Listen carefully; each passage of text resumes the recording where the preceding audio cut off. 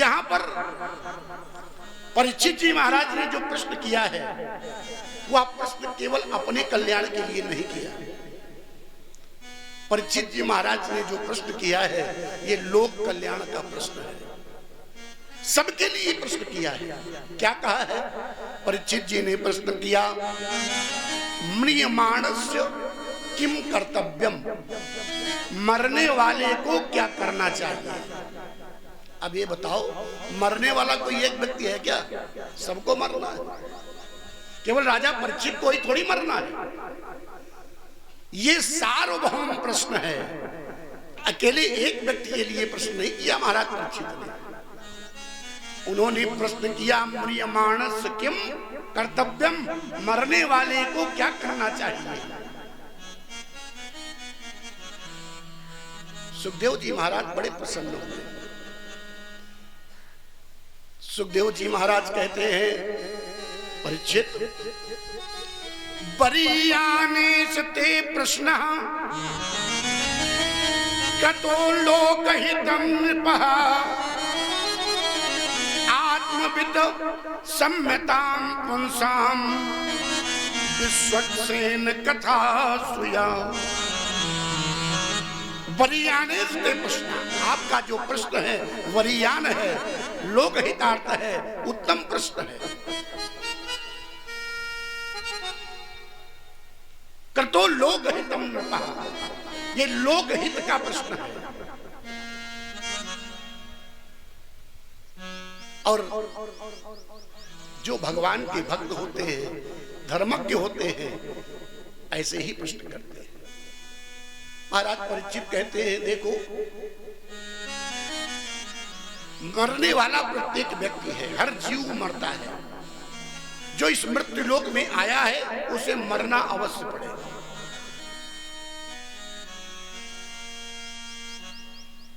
मरेगा ये सुनिश्चित है, इसीलिए इस लोक का नाम है मृत्यु।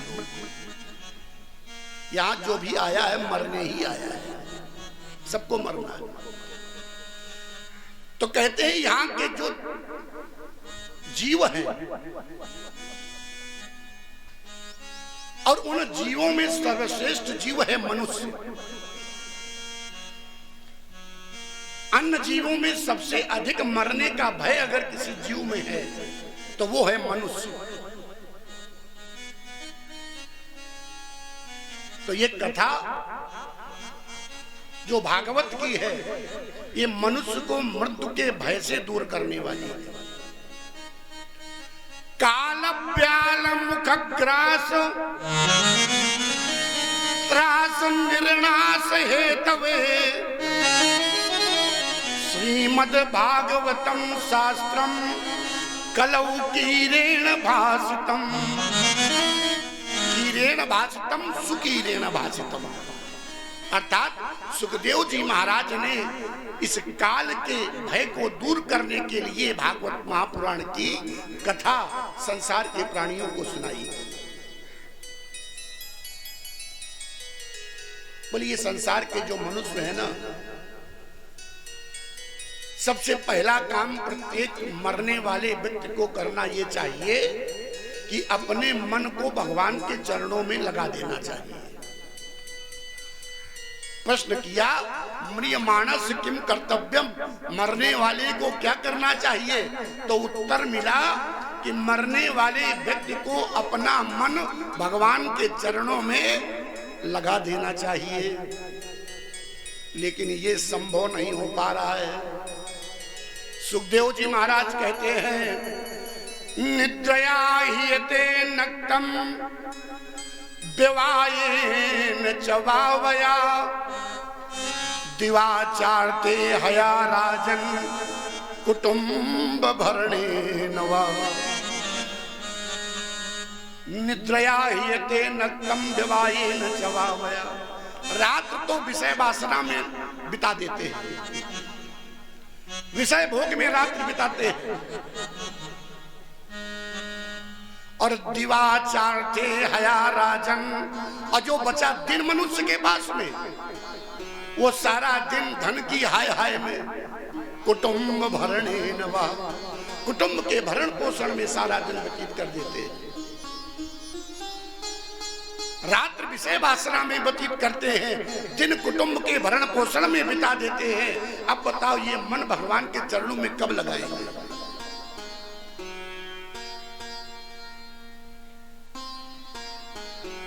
तो जिसका मन भगवान के चरणों में न लगता हो तो वो करे क्या? कैसे उसका मन लगे? बोले सबसे पहले तो वो ये करे कि जहां पर भागवत की कथाएं हो रही हो, सत्संग हो रहा हो, वहां जाकर के थोड़ी देर बैठे और सत्संग करे, भागवत की कथा सुने। तस्मात् भारत सर्वात्मा भगवान ईश्वरो हरि। भगवान हरि की कथा को सुने। भगवान सबके हृदय में वास करने वाले हैं।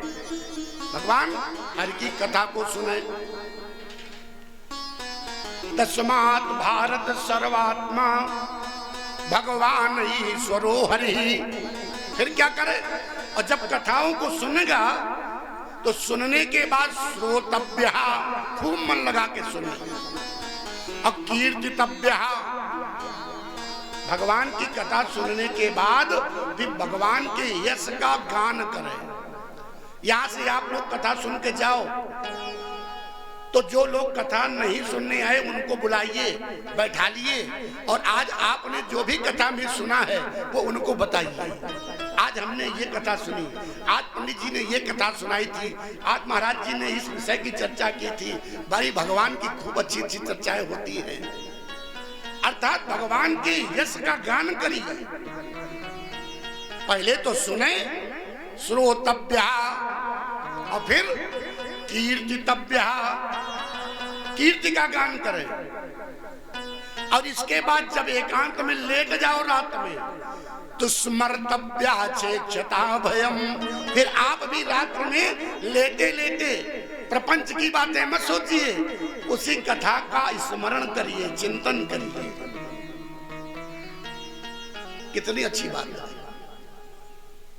कथा सुनिए, फिर लोगों को सुनाइए और रात में जब एकांत में लेटिए तो उन्हीं कथाओं का स्मरण कीजिए। स्मरण करते करते सो जाइए। अगर आप ऐसा करते हैं तो एतावान सांख्य योगाभ्याम स्वधर्म परिनिष्ठया, आपका मन धर्म के प्रति आसक्त होने लगेगा। धर्म की ओर आपका मन लगने लगेगा। महाराज परीक्षित कहते हैं, देखो आपने जितनी बातें बताई ये तो सब अच्छी बात है, लेकिन सबसे बड़ी बात यह है कि चाह करके भी मन कथाओं की ओर, सत्संग की ओर, भक्त की ओर आकर्षित नहीं होता है। कथाओं को छोड़ दीजिए। लोग घर में थोड़ी देर 10 मिनट 5 मिनट जो भी लोग बैठते हैं पूजन करने के लिए, उतनी देर भी मन भगवान के चरणों में नहीं लगता है। मन बड़ा चंचल है, मन बहुत चंचल है।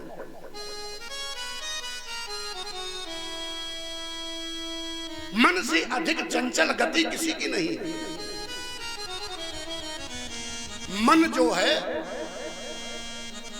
जो इस नक्षत्र मंडल में ज्योतिष के सिद्धांत पर ये सूर्य भगवान के नेत्र हैं और चंद्रमा भगवान का मन है।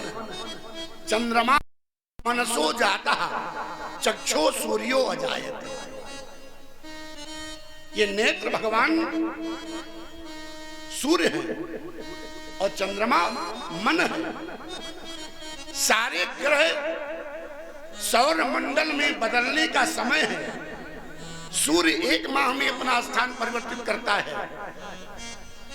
बृहस्पति 12 महीने में स्थान परिवर्तित करता है। शुक्र 1 माह में परिवर्तित करता है। बुध 1 माह में परिवर्तित करता है। मंगल 45 दिन में अपना स्थान परिवर्तित करता है।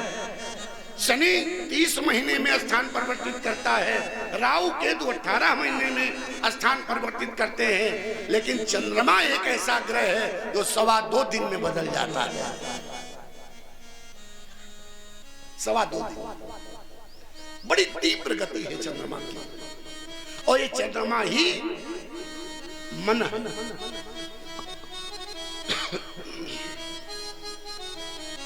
तो बोले सबसे पहले तो हम भगवान के चरणों में अपने मन को लगाएं।